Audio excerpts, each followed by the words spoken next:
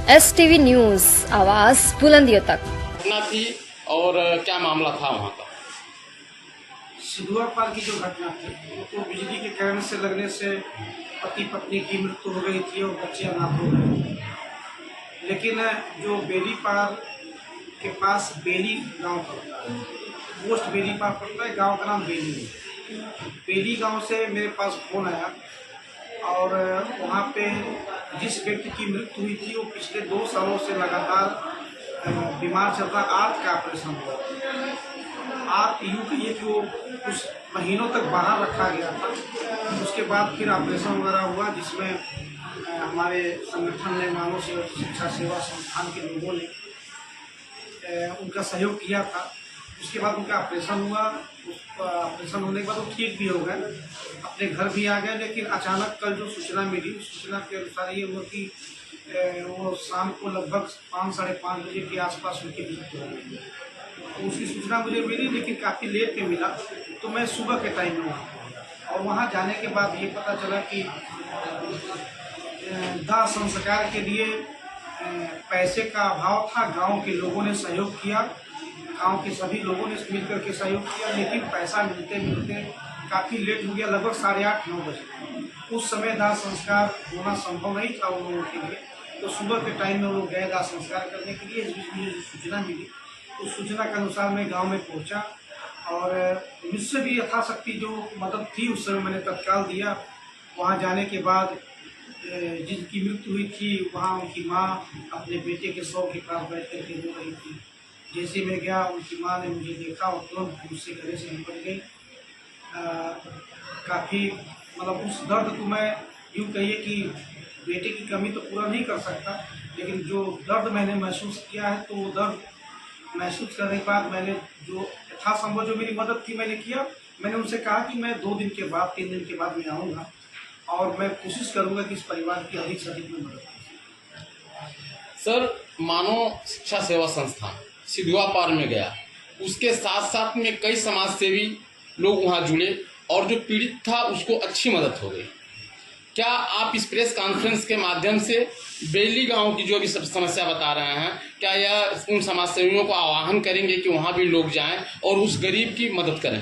बिल्कुल करना चाहूँगा। मैं आपके चैनल के माध्यम से, आप सभी लोगों के चैनल के माध्यम से हाथ जोड़ करके प्रार्थना और निवेदन करूँगा कि सिधुआ पार के बच्चों की तो मदद लोगों ने किया है, आज भी कर रहे हैं, आगे भी मुझे उम्मीद है करते रहेंगे। होनी भी चाहिए, बिल्कुल होनी चाहिए।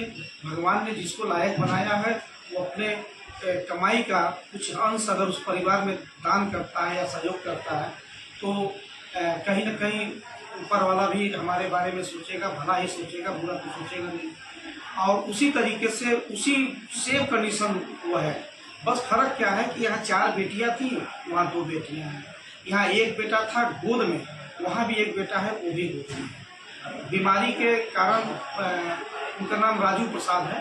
राजू प्रसाद जी की मौत हो गई और उनके पिताजी भी नहीं है दुनिया में। उनके पिताजी का नाम गांधी प्रसाद है।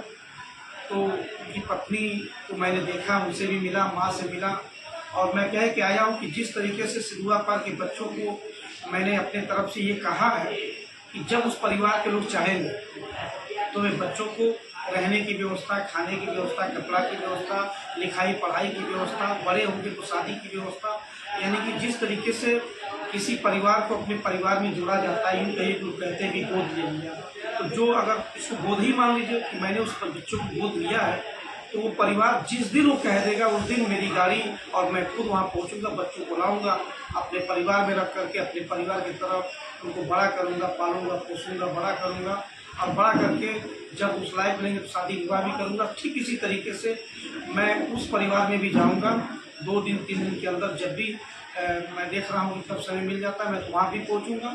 क्योंकि अभी कल घटना घटी है तो अचानक पहुँच करके ये बात कहना भी उचित नहीं लगता है। 2-3 दिन के बाद मैं पहुँचूँगा और वहाँ भी उन बच्चों के लिए मैंने सेम यही चीज़ मैंने सोच रखा है कि जो पत्नी विधवा हुई है उनके लिए मैं मानव शिक्षा सेवा संस्थान के जो 2 प्लांट मैंने, पानी का प्लांट और बेकरी का प्लांट जो मैंने अभी परसों के दिन जो मैंने उद्घाटन करवाया है, उसमें अगर वो चाहेंगी तो उनकी पत्नी को मैं नौकरी भी दूंगा, ताकि जिससे वो 2 पैसा कमा भी सके। और उसके बाद तीनों बच्चों को, दो बच्चियां हैं, एक 6 साल की है, एक 5 साल की है, और एक बच्चा जो है वो गोद में है, वो 1 साल का है। तो उन लोगों के लिए रहने की व्यवस्था, खाने की व्यवस्था, कपड़े की व्यवस्था, बड़े होंगे तो उनके लिए भी शादी की व्यवस्था, सब कुछ मैं दूंगा। अगर उस परिवार के लोग चाहेंगे तो मैं वहाँ पहुँचूंगा और जरूर उनकी मदद करने का प्रयास करूँगा। और सर, विषय तो बेली पार की है, लेकिन एक बात क्षेत्र में यह निकल के आ रही है, जो सिधुआ पार में जो घटना घटी, बच्चे छोटे हैं, उनके कोई गार्जियन जो आपके कांटेक्ट में हैं? हाँ, उनके परिवार के नहीं, कांटेक्ट में तो नहीं है, फोन तो अभी तक मेरे पास नहीं आया है। पर लगातार 3 दिनों तक मानव शिक्षा सेवा संस्थान के लोगों ने जो सहयोग किया था, तो एक दिन तो पहले दिन हम लोग पहुँचे ही थे वहाँ, दूसरे दिन वो लोग खुद आए थे, तीसरे दिन जो सहयोग मिला था, कल सुबह मैं उनके घर पे सर, मेरा विषय यह है कि जैसे मान लीजिए कि लोगों ने बच्चों की सहायता की, लोगों ने उन्हें धन उपलब्ध कराया, लेकिन उस धन का प्रबंधन करने के लिए उनके पास कोई गार्जियन है जो समय समय पे उस धन का सदुपयोग जो हो पाए? मुझे जो सूचना मिली है वो ये है कि बैंक में खाते खुले हैं उन लोगों का, और खाते में जो लोग सहयोग दे रहे हैं वो खाते में पैसा जमा हो रहा है। लेकिन चूंकि अब मैं देखने तो जा नहीं रहा हूँ कौन क्या कर रहा है, और स्कैनर भी मैं देख रहा हूँ फेसबुक और व्हाट्सएप के जरिए कि उन्होंने पोस्ट किया हुआ है, तो बहुत सारे लोगों का मैं देख रहा हूँ कि खाते में पैसा दिन से जो बंद पड़ रहा है वो सहयोग भी कर रहे हैं, तो जाता होगा खाते में पैसा। पर जो मुझसे जो बंद पड़ा वो मैं उनके घर पहुँचा दिया। हाँ, कांटेक्ट की बात है तो किसी भी परिवार का कोई भी सदस्य, मतलब उनके परिवार का कोई भी सदस्य मुझसे फ़ोन पे कोई संपर्क में नहीं है।